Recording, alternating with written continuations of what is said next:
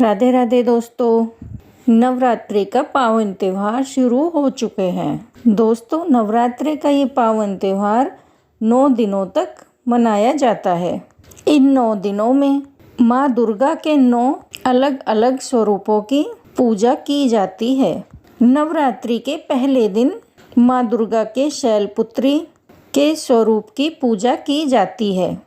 अपने दाहिने हाथ में त्रिशूल धारण किए, बाएं हाथ में कमल को शोभित किए, वृषभ पर सवार नव दुर्गाओं में प्रथम देवी शैलपुत्री हैं, जिन्हें सती के नाम से भी जाना जाता है। माता शैलपुत्री की कथा के अनुसार एक बार प्रजापति दक्ष ने एक बहुत बड़े यज्ञ का आयोजन किया। इस यज्ञ में उन्होंने सभी देवताओं को अपना अपना योग्य भाग प्राप्त करने के लिए आमंत्रित किया, परंतु उन्होंने भोलेनाथ को निमंत्रण नहीं भेजा। जब माता सती को यह पता चला कि उनके पिता एक अत्यंत विशाल यज्ञ का अनुष्ठान कर रहे हैं, तब उनका मन वहां जाने के लिए बेचैन हुआ। उन्होंने भोलेनाथ को अपने मन की सारी व्यथा बताई। भोलेनाथ बोले, देवी, प्रजापति दक्ष शायद हमसे किसी बात पर रुष्ट हैं, इसलिए उन्होंने सभी देवताओं को अपना अपना यज्ञ भार समर्पित किया है, परंतु उन्होंने हमें नहीं बुलाया, ना ही हमें कोई सूचना भेजी, इसलिए आपका वहां जाना ठीक नहीं होगा। भोलेनाथ की यह बात सुनकर माता सती का मन शांत नहीं हुआ।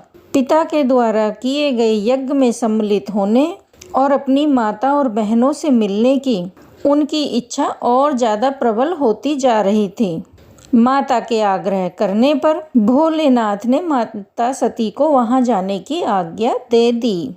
पिता के घर जाकर माता सती ने देखा कि कोई भी उनसे प्रेम पूर्वक और आदर पूर्वक बातें नहीं कर रहा है। केवल उनकी माता ने उन्हें स्नेह से गले लगाया। बहनों की बातों में व्यंग और उपहास का था।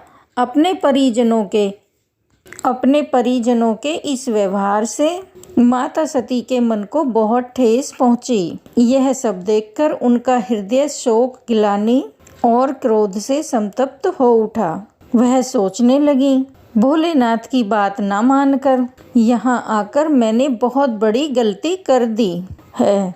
वह अपने पति के इस अपमान को सहन नहीं कर सकी और उन्होंने अपने उस स्वरूप को वहीं योगाग्नि से जलाकर भस्म कर दिया। इस दुखद घटना को सुनकर भोलेनाथ ने क्रोध में आकर अपने गणों को भेजकर दक्ष के उस यज्ञ का पूर्ण तरह विध्वंस करवा दिया। सती ने योग अग्नि द्वारा अपने शरीर को भस्म कर अगले जन्म में शैलराज हिमालय की पुत्री माता शैलपुत्री का जन्म शिला यानी पर्वत से हुआ है। इसलिए इनकी पूजा अर्चना करने से जीवन में स्थिरता आती है। इनकी पूजा अर्चना से वैवाहिक जीवन सुखद हो जाता है और घर में सुख समृद्धि आती है। माता की पूजा अर्चना से मूलाधार चक्र जागृत हो जाते हैं, जिसके फलस्वरूप जीवन में सुस्फूर्ति और उत्साह का विकास होता है। साथ ही साथ माता शैलपुत्री की पूजा अर्चना से चंद्रमा से जुड़े सभी प्रकार के दोष दूर होते हैं और भक्त को सौभाग्य की प्राप्ति होती है। दोस्तों, नवरात्रि के प्रथम दिन माता शैलपुत्री